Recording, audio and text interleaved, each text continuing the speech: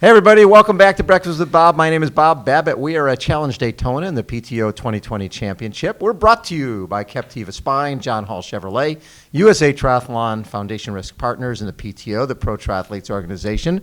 Our next guest, a U.S. Olympic hopeful, Mr. Morgan Pearson. Morgan, how are you? It's the first time we got a chance to meet.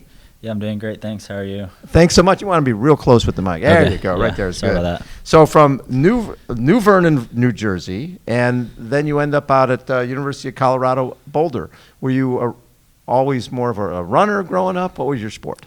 I started swimming in maybe third grade or first grade. I can't even remember. It was so long ago. But throughout high school, I kind of was doing both, but I realized I was more of a runner than swimmer, definitely stronger, and could run D1 in college, so I switched. So while you were in high school, were you running Foot Locker and all that type of stuff? Yeah, I did Nike Cross Nationals my junior year and Foot Locker my senior year. So down in San Diego? Yep. Morley Field? Yeah. That's a pretty cool course. Yeah, that was a cool course. I didn't do great, but it's okay. It was high school. That's just being there. Yeah, it was neat. What I love about that, flying you and your family in, putting you up at the Hotel del Coronado, treating you like professional athletes. Yeah, it was really cool. So hopefully it comes back next year after coronavirus, and it'll be back. If you have the ability, I would suggest trying to make it. Oh, absolutely. Yeah. I mean, I've been covering that event. You know what I loved about covering that event for the last 30 years is whenever you think, gosh, I don't know where our country is going, I don't know where our next generation of kids. Every kid who's being introduced he's a president of his class, he's on the debate team, he's 4.0, and you feel good and understand that these high school cross country kids are the future, and they're ready to do great things like yourself. Yeah, I think endurance athletes takes a lot of discipline, so it does. It shows in the classroom too. It really does. So when did you find triathlon? I started triathlon. I did a few races like in high school because I was a lifeguard in Spring Lake, New Jersey, and some of the guys I worked with would do them for fun. But I kind of made the switch in 2018. I did the age group nationals in 2017. I was basically trying to run professionally, and I got injured, so I was swimming a little bit and biking a little, and I just thought it'd be a fun race to do. So I did that, and then that December of 2017, I decided to train full-time for triathlon and debuted in 2018. Yeah, and it's gone well. I mean, you look at 2019 at Hutalco, ITU World Cup Series, you get second, yeah. Yeah, you got second there, and then ITU World Tri Mixed Relay, you guys got a bronze in Edmonton. Yeah. So the goal is the Olympics 2021. Where do you think you'll be racing for that for the spots? There's no official race yet, but as of now, Yokohama is on the calendar, and that was supposed to be the qualifier this year in 2020. So my guess is that'll be next year's qualifier. So who came to see you? You became part of USA Collegiate Recruitment Program. Who discovered you? I actually emailed them. It was kind of funny. I was trying to be a pro runner after college because I kind of felt like I underperformed in college and I had some untapped potential, but I didn't have a sponsor. So I was working. I think at one point I had 4 different jobs and just trying to make it work. And I was like thinking about it, and I'm like, maybe I should try to be triathlon because I used to swim, and it might be a way for me to be pro. So right. I actually emailed them. And then it was Barb Lindquist and Bobby McGee who kind of talked me into doing it after the injury and everything. Right. Yeah. And you've enjoyed it. Yeah, I have. It's been interesting. It's been hard, and it's been fun. Yeah. So recently, October 29, 2020, that many races around, but you won a half marathon by 1 second, 1:02:15. I mean, when you start running 1:02. That's the real deal. Yeah, no, that was a nice race, and the time was nice, but for me the win was more important. And yes. I beat some really good runners. I think Jake Riley, who's going to the Olympics for marathon, Scott Fauble, who's top 10 in Boston and New York. So, yeah, I mean that was that meant a lot more. The time's nice, but just getting that win over such good runners meant so much more to me. You know what's fascinating to me? I remember Gwen Jorgensen. Yeah. When she got in the triathlon on less mileage, she was running faster than she was running in college, right, at 5K. Have you found that the balance of run, bike, swim, keeps you healthy, but also that you run just as well? I would say no. I think I'd be running a lot faster if I was just focused on running. I will say mentally, I think I'm a lot stronger of an athlete and more relaxed and know how to run races better. Just because I don't know why that is. Maybe it's from the biking. There's more tactics in biking. Maybe I just realize there's more to life than just running. So right. Yeah. But in terms of actual running fast, you got to run. There's got to be some aerobic like gains from swimming and biking, but like I weigh more now. Like I weigh maybe 10 pounds more, and I think it's mostly muscle in my back and shoulders from swimming, and that's a lot when it comes to running. So I think I might be running a bit faster if I was just focused on running, but it definitely doesn't hurt as much as I thought it might. Well, and especially, I mean, the fact that you're 10 pounds up and you still run 102. Yeah. Now, does that also make you look at, maybe this longer distance isn't a bad thing for me down the line? Yeah. I mean, it's hard for me to really get too excited about long course because I mean, 2018. You just got into this. Yeah, and my goal when I started was to qualify for the Olympics. And I still haven't accomplished that. So I'm not getting too far ahead of myself yet. Right. But I mean, this race is a long course race, I think, and no question. Yeah, I think it'll be fun, and I think there's some interest there, and I look at some guys like Gustav Iden, yes, who's kind of doing so well at ITU and 70.3, and yeah, I think maybe something like that after in the future, Olympics. like do some 70.3s for fun after the ITU season, but. For now, I'm focused on ITU or World Triathlon now. So have you spent much time on the TT bike to get ready for this? I have and I haven't. I got the bike about a month ago, and in that time we traveled. The USA Triathlon team traveled down to North Carolina to do wind tunnel testing, but that was on the road bikes. Right. And I also got a cold, which wasn't coronavirus, luckily, but I still was kind of out of training for a week, so. I was hoping for a little bit more time, but I got in what I could, and sure, yeah.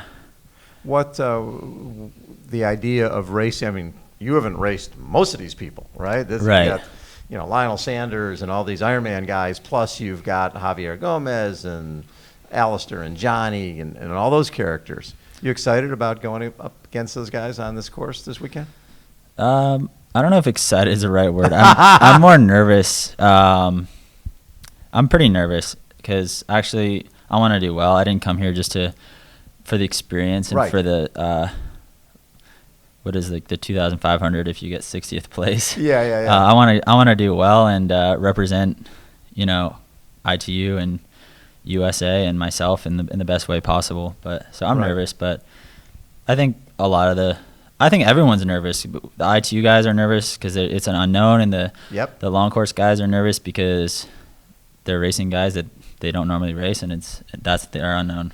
Yeah, it's $1 million at stake. Yeah. There's 20-meter draft rule. You're on a track that that half of it you're going to have the wind in your face, and half of it you're going to have the wind behind you. So it's pretty much an equalizer. Yeah, it's going to be. I think that's a lot. I mean, obviously the prize money is nice, and that's bringing a lot of excitement. But I think just like all the unknowns, it's going to this race is what's really created such the interest. What's been, for you, in terms of high school and college, best race you've ever had? I think last year I did this cross country race. It's the USATF Club Cross Country, and I won. And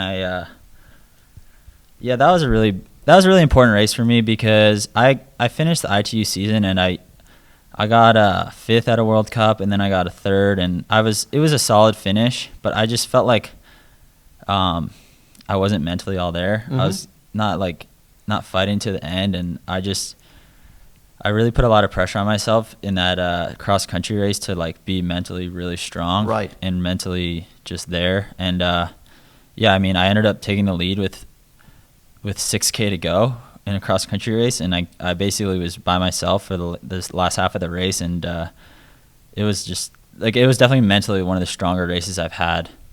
Just fighting to the finish, knowing like there was Olympian runners chasing me, and that was it. And then for triathlon, I think maybe this year at Hamburg, I was definitely the fittest I've ever been for triathlon. Yeah. I made like some big errors in the transition zones, and that cost me, I think, some places, but just to fight to the finish, and I got 8th, and it was just obviously 8th place. We have Gomez and Vince and Alistair. Like that's nothing for those guys, but for me that's big. That was Top a big 10 like that showed where I could go, and like I think I had the second fastest run split, and I was like the first guy not to make that lead pack. So it was just like it doesn't matter. That stuff doesn't matter. Like the race is won by the winner, not on paper. But for me, that was like, okay, I know I have the fitness to compete with these top guys. I just have to put it all together a little bit better. And right. So you know what the roadmap is. If I was in that lead pack and was able to hang in there, and with the run I had, I'm potentially on the podium. Exactly. So, it wasn't a perfect race, and it wasn't, like by some people's standards, it was a bad race. But for me, it definitely excited me a lot for the future. Again, you learned something from it. Yeah. That gave you hope for moving forward. And I kind of knew I had that in me, but it's the difference is doing it, and knowing and training you can do it. Yeah, that's very cool. What have you learned from, seriously, when we talk about the Hall of Fame for triathlon on a weekly basis, you're racing with Javier Gomez and Alistair Brownlee and Johnny Brownlee and Henry Skuman. You're racing with some of the greats of all time. Right. What have you gained from that, from racing against those guys? I think they all bring something different to the table. Yeah. And I'll say I also watch a lot of races. Yeah. And kind of I'm a student of the sport. So, someone like Alistair, you can look at him and he takes the race into his own hands, and he goes on the bike and he charges, and he screams at people. And he screams at people, and he gets the brake moving together, and he still runs well. And then maybe a guy like Vincent Louis, that guy's super efficient. Everything he does is there's no wasted energy. So I look at that guy and I'm like, okay, this guy's he's obviously really, really strong and really and like his fitness is out of this world, but he's so efficient, and that's I think a big reason why he won every race this year. And then maybe someone like Gomez, even before this race, I keep forgetting he's in the race because he's kept such a low profile, and he might be the winner. Yeah. So that guy's just. He seems like a humble guy, and maybe that's what I'm learning from him, just how humble he is. And then, but the number one thing is to be the best triathlete in the world, you have to be good at all three. And all those guys are good at all three. They don't have a weakness. They're all really good bikers, really good swimmers, and really good runners. And mentally tough as nails. Yeah, exactly. So, if I don't know if that's pretty obvious, but when you really look at those guys, they're good at all three. And the deal is, it's one thing to watch it, but on TV. Yeah. But being in the race with them and watching it happen, watching it play out, there's a difference with that. Yeah, that's true. That's true. Love it. Hey, Morgan, thanks for taking time. Thank you. Have yourself a good time on Sunday. It's gonna be hard, but it'll be an eye opener for all of us. What I love is a lot of times you go into a running race, you pretty much know. Unless something happens. Right. I was thinking about that. And this is such a crapshoot, especially the fact that we haven't seen a lot of racing, so we don't know where people are at. And even an ITU race, there is some unknowns. Maybe you got a guy like Richard Murray, is he going to make the lead pack, or is he going to be not even a factor in the race? But this, it's even it's that times 10, because you just have no idea what's going to happen. Even me, I know what I can do on the bike, power wise, and obviously I know what I can run for half marathon and swimming. I've been swimming well, but I might get destroyed. Just who knows? But that's what this is all about. You're still so new. Exactly. What would it mean to you to make the Olympic team? That would be everything. I remember watching the Olympics in 2008 and just being like amazed, and Yeah. I think that was kind of like I've always kind of like wanted to go, and obviously swimming I was never really even close to even thinking about it, and Right. then running it was like maybe if I got really lucky and got a lot better, and then just when I switched to triathlon, that was my only. I mean, it's not my only goal, but it was like the reason I It's switched. real. Yeah, I mean, and you have a shot to make Yeah. the Olympic team. You didn't have that in running. You didn't have it in swimming. Yeah. You do have it here. Yeah, so for me, it's like, it's my life goal right now, and yeah, I mean, it's everything, like, and just to kind of call your shot and hopefully make it is big too. So Love it. Morgan, Yeah. thanks so much for taking time. Pleasure Yeah, to get thank to meet you. Yeah, you too. Morgan Pearson has been our guest, everybody. Again, Breakfast with Bob from Challenge Daytona and PTO 2020 Championship. Hold on. We'll be right back.